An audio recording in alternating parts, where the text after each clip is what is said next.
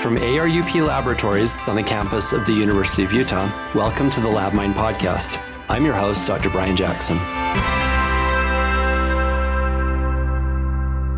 Today is Thursday, the 30th of May, 2024. Today's LabMind episode is about genetic testing for cancer risk, but there is a twist. We will not be talking about the tests themselves, or at least not in much detail. We will be talking about an innovative program for identifying and reaching out to the individuals who would benefit from this testing. We have as our guest today, Dr. Brian Schertz, Associate Professor in the Department of Laboratory Medicine and Pathology at the University of Washington. He is also Associate Director of the Genetics and Solid Tumors Laboratory and Director of the Interdisciplinary Institute of Public Health Genetics at the University of Washington. I'll also note he's an alum of the University of Utah Pathology Residency Program, which is where we met. Dr. Schertz is also, for purposes of our conversation today, founder of connectmyvariant, a nonprofit organization that helps patients anywhere in the world who happen to have cancer predisposition variants to find and connect with others who have the same pathogenic variants, and by the way, who are likely related to them, so that more people can get tested and prevent these cancers. The website is connectmyvariant.org, and we'll put a link to the site in the show notes. Brian Schertz, welcome to LabMind. Pleasure to be here. Thanks, Brian. So before we get into the details of this organization that you've founded, let's lay some groundwork and talk a little bit about the epidemiology of these kinds of cancers. So let's start with breast cancer, because I think a lot of people have heard of the BRCA1 breast cancer gene. And now, of course, there's BRCA2 as well. So it's been over 30 years now that scientists at the University of Utah discovered the BRCA1 gene, which dramatically increases the risk of not just breast cancer, but also ovarian cancer, and I believe some others. Put that discovery into historical context. How significant was that? First, I want to clarify that Mary Claire King discovered the BRCA1 locus on chromosome 17, and the University of Utah scientists were the first ones who sequenced the BRCA1 gene and published a sequence of that. Oh, thank you for the clarification. Yes. So the significance of the discovery is really that before that, there was a lot of debate about what caused cancer and if there could be something like a single gene risk factor for cancer. People would say, it's multifactorial. There's lots of different things. Age is a big factor. And this is the first time that anybody identified something they could say, well, I can find one gene that's not working, and that's going to cause a dramatic increase in cancer risk. So BRCA1 causes about a 10-fold increase in breast cancer risk and a 20-fold increase in ovarian cancer risk. And that level of understanding can really change the way someone is treated. So it's hard to kind of downplay how much of a paradigm shift that was in the way we think about cancer. Now we know that only about 10% of cancer is hereditary cancer or cancer that's attributed to a single gene. About 25% of all cancer we call familial cancer. There's these family constellations. But even of that familial cancer, the minority is the hereditary cancer. And then most cancer is not. Most cancer is not familial, not hereditary, and is attributable to chance and age and other risk factors. Although you could argue that the cancers associated with genetic mutations have an outsized impact because those cancers tend to show up earlier. That's absolutely right. They're important because those cancers tend to show up earlier, and those cancers are cancers where there's guidelines for almost all of them. There's clear guidelines where you can have increased surveillance and increased prevention. So there's really no reason why there should be a dramatic increase in hereditary cancer among people who have hereditary cancer risk in the 21st century.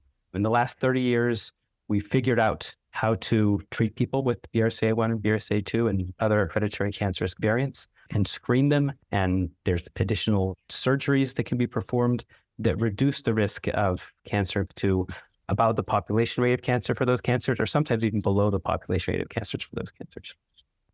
So this is a really important point. There's certainly genetic tests that tell you about a health issue that you may have or a disease that you may have, for which in some cases, there's nothing you can do about it.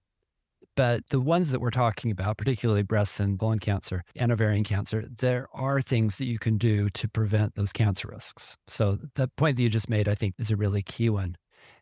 I was actually in a conversation yesterday with a geneticist here in London who was telling me that he knows a group at Oxford that's working on preventive cancer vaccines. The idea being, if you have a BRCA1 mutation, that potentially you could actually get a vaccine to prevent development of the cancer which could be that much more of a game changer. We'll have to see if it pans out, but it's exciting to hear about. It is exciting. One of the things that frustrates me a little bit is that we put an enormous amount of resources into new discoveries like that, which I think is great, but we don't put resources into implementing things we already know how to do.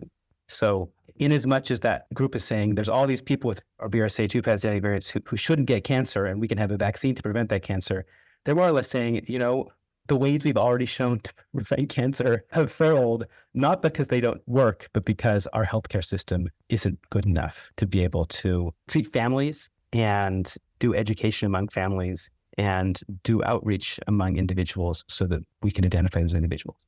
And the same reasons why our current systems fail are the same reasons why those vaccines are actually going to fail at preventing cancers. Because if they're targeted at people who have this very, very high risk, you need to identify those people with high risk first. And that's the big challenge.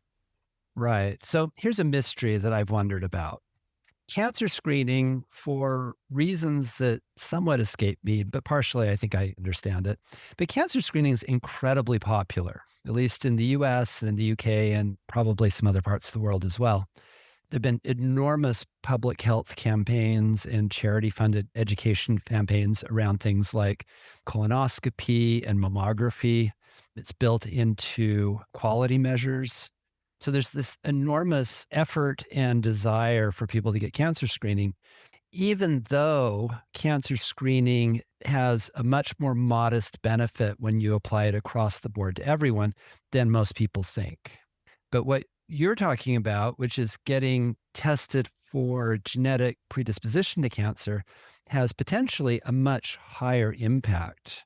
And certainly cancer screening and preventive treatment in those high-risk populations has a much clear impact when you do these kinds of things in an average risk population. So why hasn't genetic testing been more popular?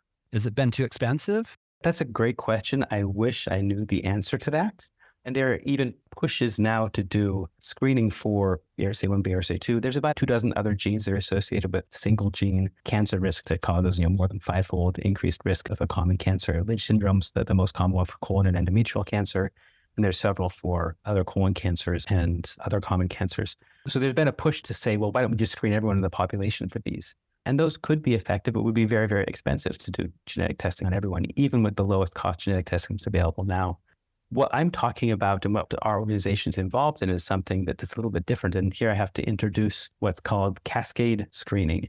And what that is somebody finds out they have a BRCA1 variant, let's say, because that's what we're talking about. But it could be an MLH1 variant for Lynch syndrome or a variant in any of these other 20 genes.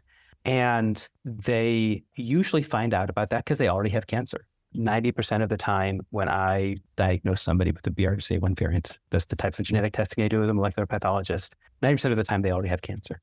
Right now, that can help in treatment some.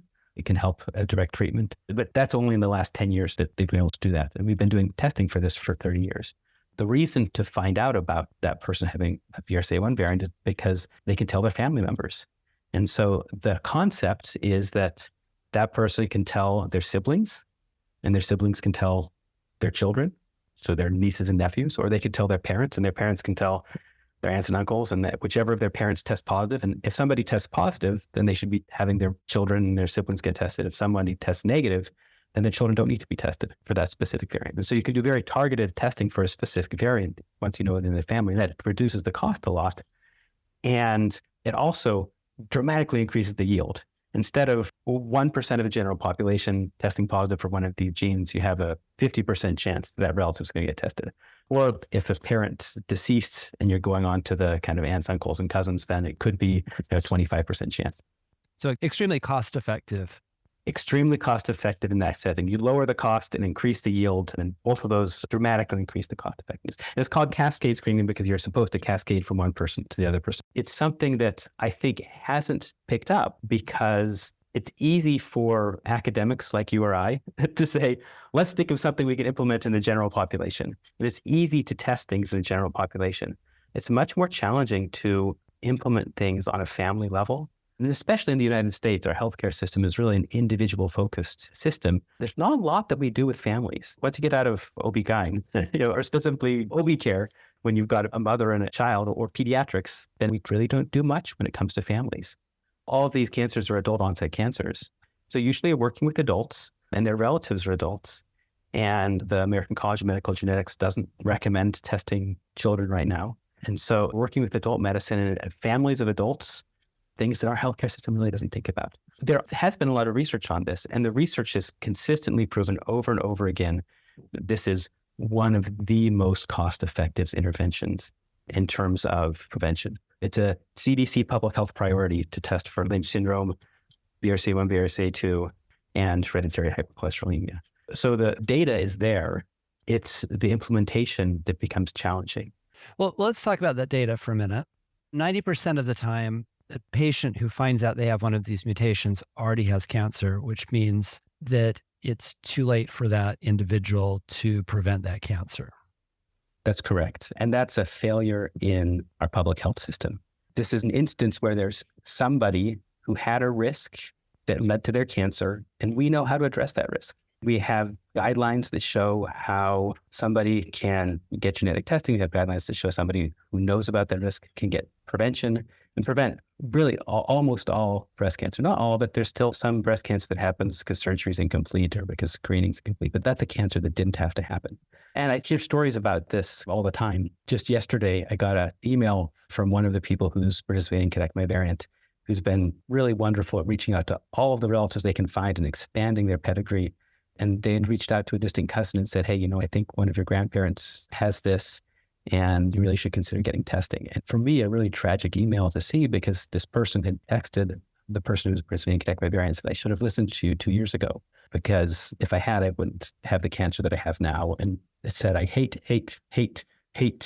chemotherapy. The drugs I'm taking are awful. And this is something that didn't have to happen. That cousin didn't have to get cancer if she had got genetic testing and followed up like her genetic counselors and doctors told her. The flip side of that is occasionally we see just incredibly powerful success stories. This started out as a research project about 4 or 5 years ago. It's been very difficult to get really good numbers on how successful it is because it's really difficult to track exactly how many cousins somebody has and how many second cousins they have.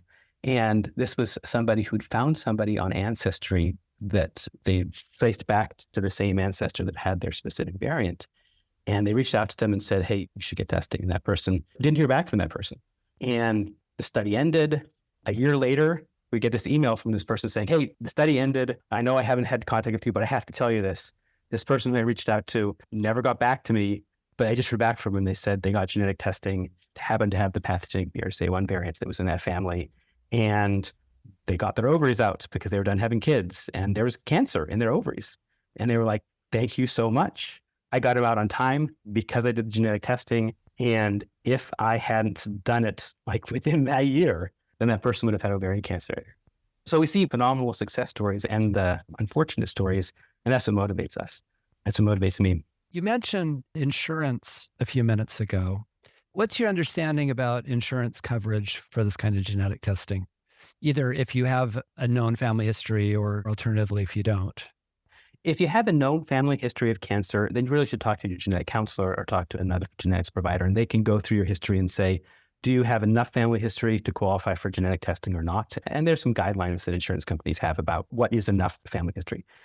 If there's a known pathogenic in your family, then it totally changes things.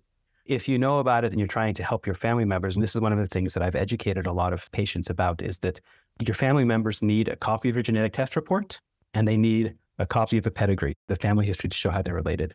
And if someone has more than about a 10% chance of having the variants, that goes out to about cousins, then insurance is usually pretty good about paying for that. So this is probably a good time to ask you, what is connectmyvariant in a historical sense? How did you get this started? What were you trying to accomplish? And how does it work?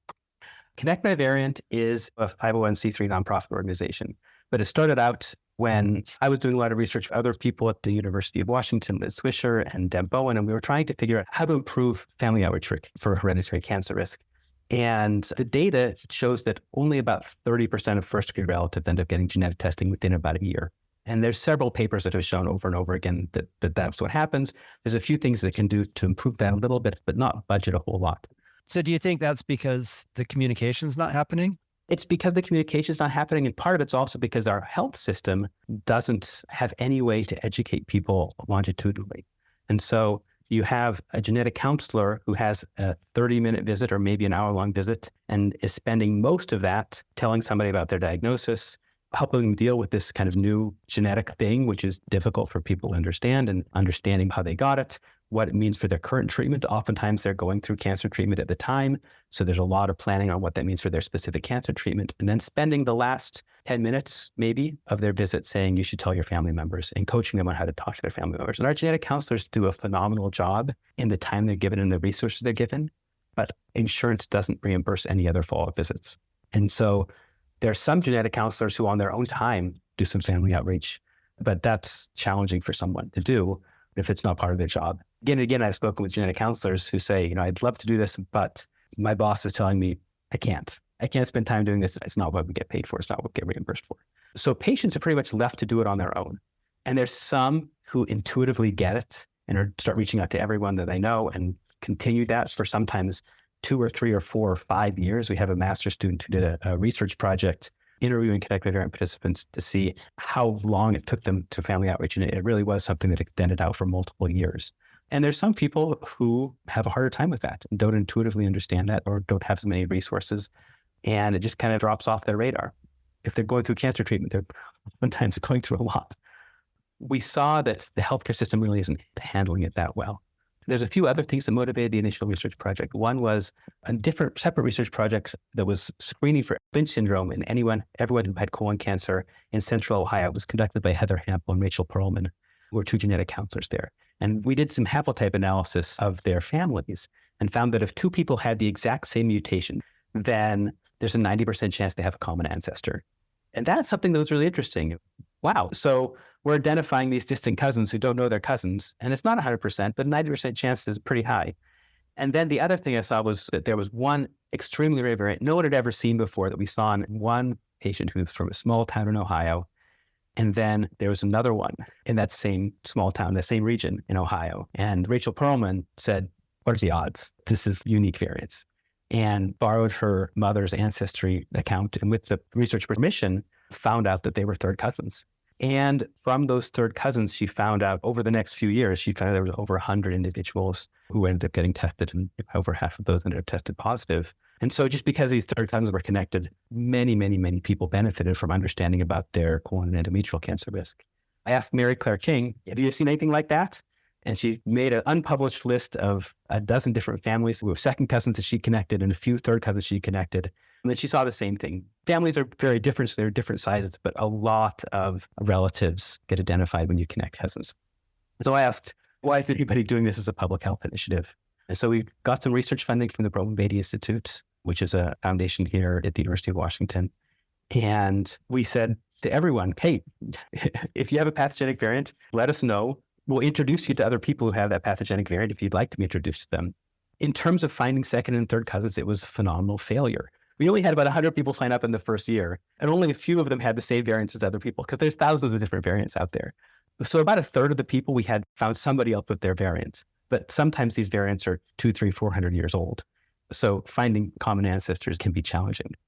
But what we did find was that when we introduced 2 people with the same variant, there was this bump in family outreach activities. We were monitoring several different family outreach activities. And so there was a 2.5-fold increase in family outreach activities for people who were connected up with somebody else with the same variant. So we thought, well, that was a pretty cool finding. And I still don't know exactly why. We asked them some questions about it, but it seems like it changes the mindset of people from, should I just talk to my brothers and sisters, to maybe I should reach out to my cousins. And the other thing it does is it gives someone a partner in prevention to be able to work with. And that also motivates people to do more. And then it also opens the door to other family outreach activities they hadn't thought of before, like sharing information with other people online that people weren't thinking about before. So there's all these increase in family outreach activities. So that was really positive. I could imagine the psychology of this. It's very different to think about going to effort to help someone that you don't have any connection to versus someone who you know how they're related to you. It goes from a very abstract kind of a thing to, oh, I may never have met them before, but here's how I know that they're family. We have some genes in common. I think you're right. It changes it from a single person effort to a group effort. And that's really powerful. We like community. And one of the things we actually noticed was that there were a few people who signed up who said, where have you been for the last 5 years? I've been trying to do this on my own, and I've been asking for help from my doctors, and I've been contacting genetic testing companies to say, hey, can you tell me about these other people who have my variant? And some of them were even like emailing researchers saying, I know somebody in your research project had my variant. Can I get connected with them? And with going nowhere, we're just really excited to have somebody who got what they were doing. And we found a few people who are like, I've been trying to do this on my own, and it's great to have somebody actually helping with this. So after a year of doing this research, seeing these positive benefits and also seeing people saying, where have you been for the last 5 years? We shifted from a research attitude to a public health initiative attitude. And part of the reason for that was because I was unsuccessful getting research funding. The reviewers would say, well, we already know cascade testing works. Why are we doing more cascade testing research? And realizing, well, maybe those reviewers are right. Like, we already know it works. Why are we doing research? We should be doing this as a public health initiative. And that public health initiative incubated within the University of Washington for about 18 months of phenomenal support from my department chair here and from the Roman Beatty Institute, which funded a research project. And then we said, we want to end the research project and shift to a public health initiative. They said, that makes sense. You can keep the funding to continue to do that. And then in October of 2022, we shifted to a 501c3 separate from the University of Washington. And that's how we've been for about the last year and a half. Can you share any numbers, any geographic scope, any interesting factoids about your user base? Yeah, absolutely. We have over 1,200 people signed up right now, and across at least 4 continents. The website's available in Spanish and English and Chinese. So somebody can go to the connectmyvariant, click the sign up button. It takes about 5 minutes to sign up, basic information and information we need to know to be able to communicate with them, like what language they speak. We have family outreach navigators, and it says, do you want a family outreach navigator? Those are usually undergraduate volunteers that reach out to somebody. They've had training in how to do family outreach. And mostly what they're doing is following up with people to say kind of, well, what's the next step? So many people have told me, oh yeah, I've already reached out to all my family. And I said, oh, well, tell me about it. This is what we train the navigators to do. And they'll say, oh yeah, I've talked to all of my kids and all of my siblings. Oh, well, what about your parents? They'll say, oh, my parents don't want to get testing. And they say, what about your aunts and uncles? And they say, oh, can I talk to my aunts and uncles? Yes, they have a 25% chance of having the variant. If your parents don't want to get tested, you can absolutely talk to your aunts and uncles. One of them tests positive, so know which side of the family it's on. So those are the types of conversations the family outreach navigators are trained in. They're also trained to do role plays with people or to help people write letters to people who they don't want to talk to in person, and just to offer any assistance necessary. And some of the assistance is just a reminder of, you said you talked to your brother 2 or 3 years ago, maybe you should talk to him again. Just because he didn't want to get tested then, maybe he wants to get tested now. And they can also help coordinate when there's multiple people that have the same variants of meeting times and things like that. So somebody signs up, if they're interested, we connect them up with the individual family outreach navigator. We ask them if they want to be connected with other people who have the same variant. Right now, about 30% of the people who sign up are immediately connected with somebody with the same variant. And the rest sometimes have to wait 6 months, a year. We've had some people who've waited the entire time and we've been around to be connected up with somebody with the same variant. It's really exciting. One of the people that I know well actually had a few conversations with, signed up a year ago. And just this morning, our volunteer coordinator said, oh, we found someone with this variant. And so I'm excited. Of the people that have signed up, then BRCA1, BRCA2, and PALB2 are the most common genes. We have a small group with Lynch syndrome. And as of about 6 months ago, we've started to have more and more people with hypertrophic cardiomyopathy and hereditary hypercholesterolemia and arrhythmia genes. So genes that are not associated with cancer, but still have the same inheritance patterns and for which family outreach is still important. So we've changed our websites actually just recently from trying to prevent all hereditary cancer to trying to prevent all adult-onset hereditary disease. And we're really focusing on that family outreach aspect. That's what our population base is about. And we're growing at about 4 or 5% a month. So about 50 people sign up a month, and hopefully more will sign up a month after this podcast. So amateur genealogy has long been popular with certain segments of the population. And I think, though I don't have proof, that it's become more popular over time with some of the online resources that are available. You mentioned Ancestry is one company that does this. There are a lot of free resources, such as Family Search being the main free one. And people have a lot of personal reasons for doing genealogy, but this feels like a particularly compelling reason, sort of genealogy with a purpose. Yeah, this really is a compelling reason to do family history. And it's amazing when somebody who's a family history expert signs up because they're like, wow, this is a whole new avenue to be able to explore family history. One of the first people who signed up for the research project came into my office and I talked to her about this. She was an avid genealogist and she was like, yeah, the side of my family this variant's on is the one I'd never been able to get very far on it. And I was like, well, let's see if we can connect it up with other people. That might be the key to be able to do that. And we've seen a few really big pedigrees come out of this that would never have been possible with current genealogy tools. And the current genealogy tools on the flip side make this much more powerful. The resources that are out there for free or for paid services at people's fingertips are just phenomenal. And we wouldn't be able to do what we're doing without that. Some of the big groups of 20 and 30 people that get together with older variants that aren't able to find connections. And actually, it takes a long time for people to find connections like this.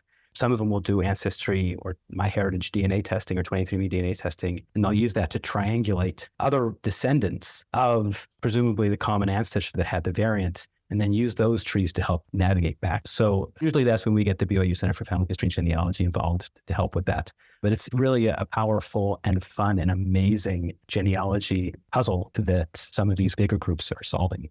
Most of the benefit we have is from people reaching out to their siblings again and to their aunts and uncles and cousins. But it is fun to see those big pedigrees come together. Okay, so a technical question. What kinds of adult onset genetic diseases does this model work for? And are there some that this isn't the right model for? Yeah, that's a great question. So we're looking at things that can be prevented. So there's some prevention that makes sense for them. If there's no prevention, it really doesn't make sense to do family outreach. We're looking at what we call autosomal dominant, which means of the two alleles that somebody has, then if there's a mutation on one of them, then it would cause the increased risk. And so that means that there's a 50% chance that each child of a parent is going to have it or each sibling in the family is going to have it.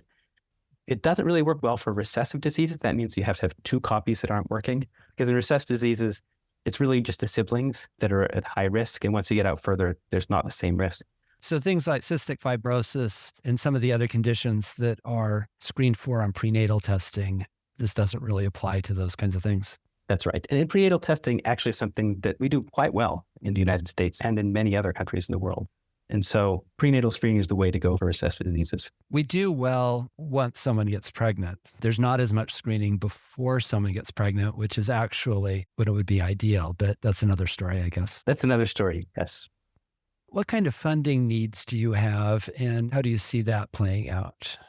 Right now, we're a very small organization and trying to develop a business plan to keep this going forever.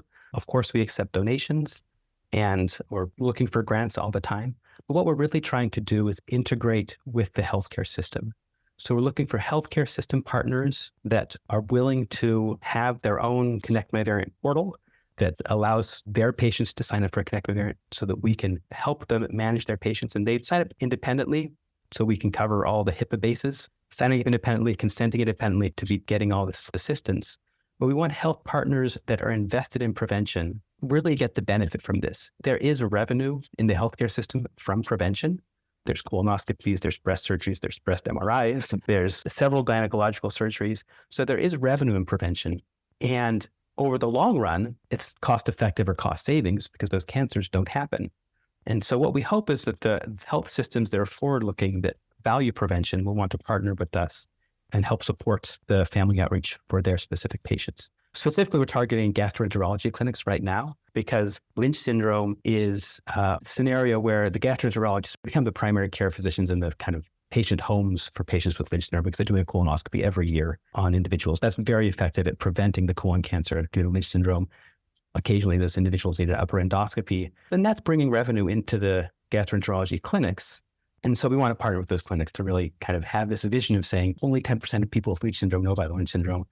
Let's change that. Lynch syndrome is more common than inflammatory bowel disease, but people don't know about it. And there's not as many patients going to the clinics. So that's what we're trying to do right now is really partner with health systems. So if there's any health systems out there who see prevention as something of value, we know that the business model makes sense. If you're willing to lose the money you'd make on oncology and surgery 20 years from now, but every health system leader I've talked to is willing to make that sacrifice of having fewer people who have cancer. That's kind of a sarcastic way of saying it. Are you aware of any other parts of the world, maybe any other national health systems, for example, that do a better job with cascade testing? Yes. Australia and New Zealand actually probably are the world leaders in cascade testing right now. Because there's national health systems, then they're interested in long-term prevention and they understand the risks of hereditary cancer risk. And so there's more resources there for family outreach. And there's more of a push to be able to say, let's get patients with hereditary cancer risk. That being said, what we're doing at connectmyvariant is actually 2 steps beyond what they're doing in Australia and New Zealand. And I've had some conversations with the hereditary cancer risk researchers there about ways that they can kind of even expand what they're doing even more. I would think they could just plug into connectmyvariant. They could.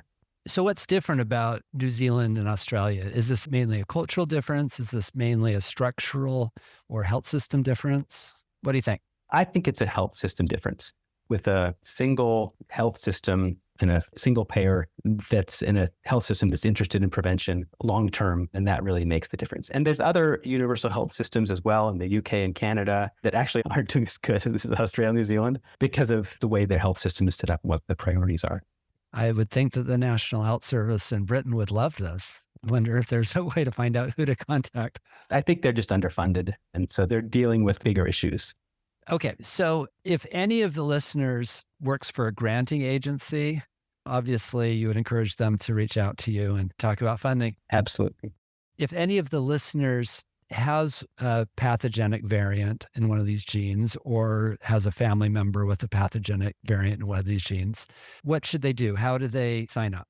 Yeah, go to connectmyvariant.org. On the landing page on the right side of the screen, there's a sign up button. Click the sign up button, fill out the forms. You want to put in your specific variant, like with the C dot and P dot numbers. If you don't have it available at the time, then our person who registers people is going to contact you and say, hey, we need your specific variant. If you have a copy of your genetic test report, you can upload that as well. Somebody doesn't have to have a pathogenic variant themselves to sign up. One of the things that we realize and that we encourage people to realize is that this is a family effort.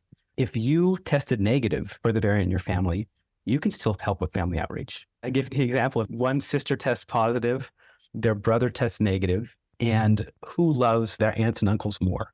It should be a family effort. They should care for their family equally. Somebody who tests negative for a specific variant actually knows enough to do the family outreach. And sometimes we see families where there's somebody who's going through cancer, and it's actually the spouse who has minuscule risk of having that variant is the one who's driving the family outreach. One of our board directors has just been super aggressive at reaching out to family members because her husband has a pathogenic BRCA1 variant, her daughter has a pathogenic BRCA1 variant, both of them gone through cancer.